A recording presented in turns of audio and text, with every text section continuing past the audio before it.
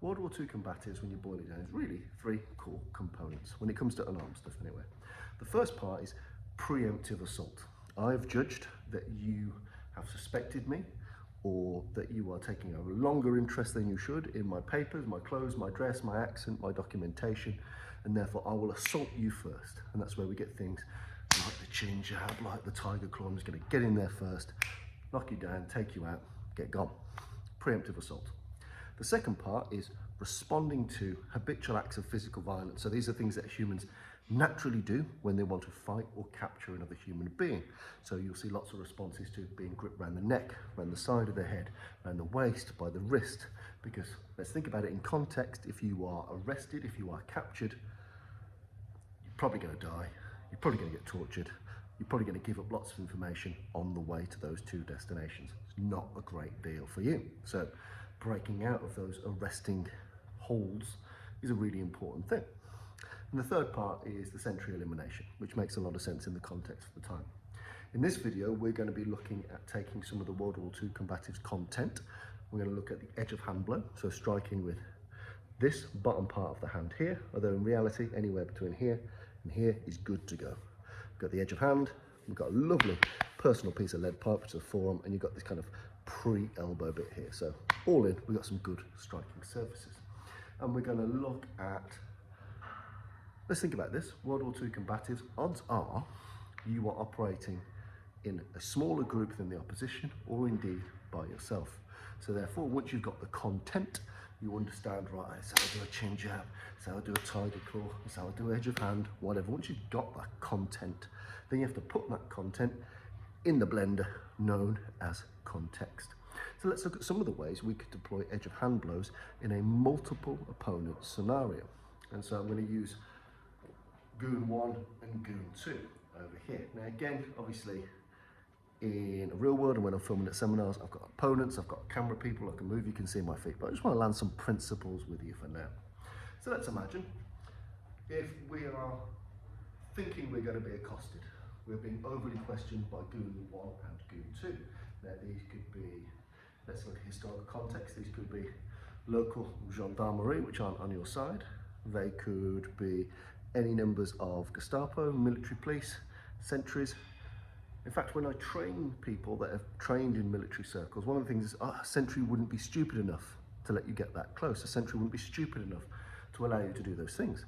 And yet, for a professionally trained small military like we have now, people wouldn't be stupid enough because they've had lots and lots and lots of training and drills and scenarios. But if you're a draftee, if your experience went from being a Bavarian wheat farmer to suddenly having a rifle, to suddenly have to guard a place in France that you can't even pronounce, yeah, your professional acumen is not going to be up here. It's probably going to be down here. So again, you've got to take all these things with a pinch of salt. I'll never let you get that close. Well, you probably wouldn't as a modern trained person, but back then, you understand that you've mobilized millions of people, many of which are probably not fit for purpose and haven't had sufficient time and training. But anyway, by the by, we've got Goon 1 and Goon 2. I'm going to look at just extrapolating our edge of hand blows into what we may do. So naturally with all these things, dialogue and deception is really important. And if I'm engaging with you verbally and with my eyes, Goon 2 should feel addressed by my hands. No one should feel unaccompanied for it. My words and eyes are going here, my hand is talking. And when my mouth goes over here, my hand is talking at all times. People should feel recognized their presence. And how I use my hands should match my tone of voice and the character and the cover for action. All that kind of stuff. But let's imagine we want to preemptively assault now. Now, if I put all of my attention into one, I'm going to eat something around the back of the head here. I need to make sure that I've got something either so overwhelming that way that he can't attack me, or I can put a bit of pain and damage into both at the same time. And that's what we're going to look at. We're going to look at this. Essentially, we're going to split our edge of hand blows, but I'm not going to evenly stand here. I always need to bias towards one. So I'm going to bias towards Goon 1 over here. So I'm going to step towards Goon 1, chin down, and I'm going to explode our edge of hand blows, boom, from here. Now obviously the meat of the energy is going into Goon 1 because that's where I'm stepping. But Goon 2 is also getting a little something in the throat area, you know, worse comes to worse, I'm going to catch him in the face. And if we're clipping on the helmet, no major drama. It's not going to hurt him as much, but it's not going to smash my hands on. So again, we're looking conversation, moving dialogue. I'm going to explosively step towards gear 1. As I do so, these shots come out. Oh, so find out simultaneous edge of hand blows. Bang! Now this is where you need to finish the job, because neither of these are likely to be man stoppers. So we're going to go boom, split the edge of hand blow. We're going to drop a vertical edge of hand blow, boom, right into the collarbone of this bloke. Boom. Then we're going to drop a horizontal into this guy here, and then finish with a double edge of hand blow here and draw him off. So we're going to go talking, talking, talking, vertical, horizontal, double. Talking, talking, talking, talking.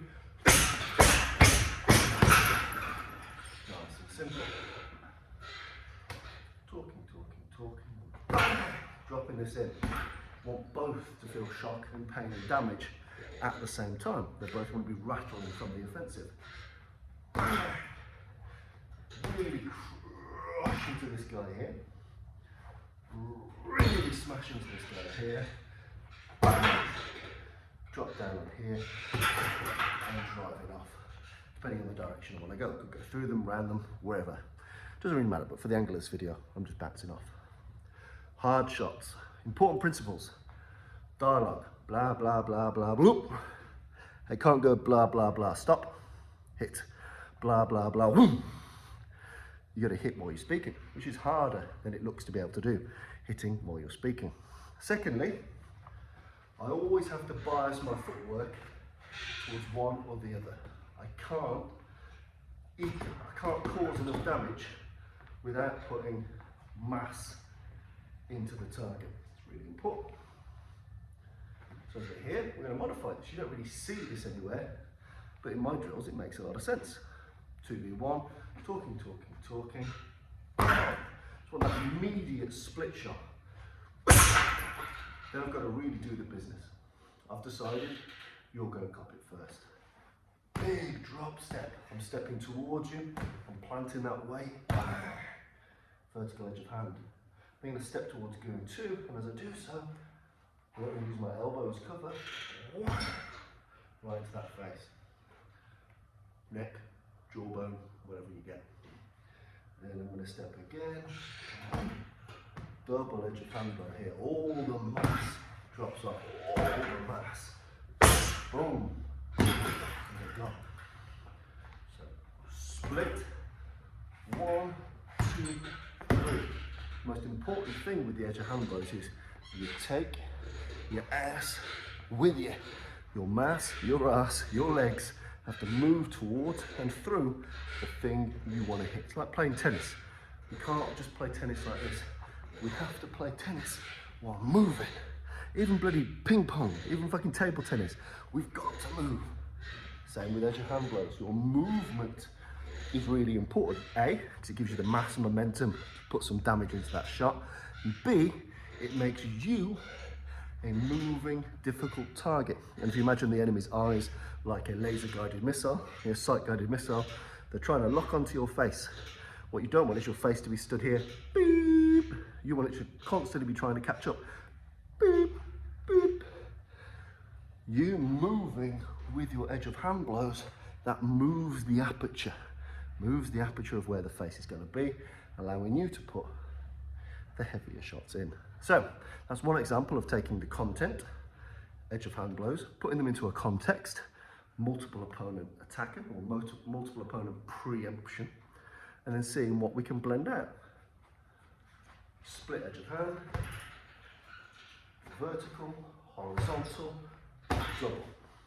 Jobs are good. And you can see, because of its versatility, why edge of hand blows take up a disproportionately large amount of any World War II striking curricula. It really is, whilst the chin jab is sexier, looks cooler, has less of the judo chop comedy about it, But if we really look at the data, we look at how much time is spent and how often it's used, the edge of hand blow really is the ubiquitous king of World War II combative striking techniques.